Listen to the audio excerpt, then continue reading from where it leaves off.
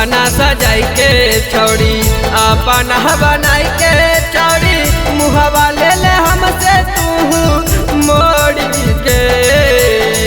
सपना सजाई के छोड़ी अपना बनाई के चौड़ी मुहवा ले ले हमसे तू मोड़ी के कि जब से मिल गेलो नावा का बतार तो साथ दिली छोड़ी के कि जब से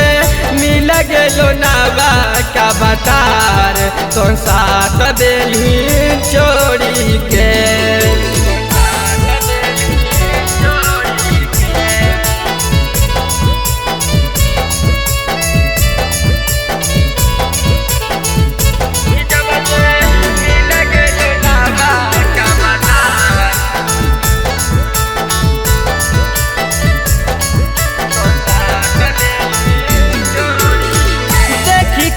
हरवा जान अखिया ढारो लोर गे पत्थर के रहो करे जब कर लेली कठोर गे देखी के चेहरवा जान अखिया ढारो लोर गे पत्थर के रहो करे जब कर लेली कठोर गे हमर किस्मत दिले फोड़ी गे हमर किस्मत दिले फोड़ी गे कि जब से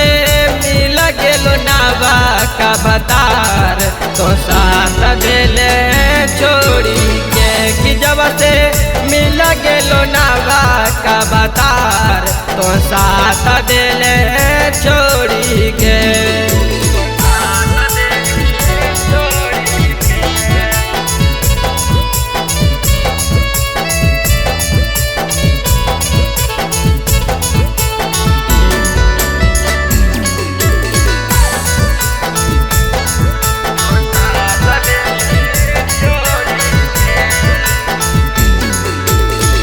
याद रहतो छौड़ी सब कैल मुलाकात गे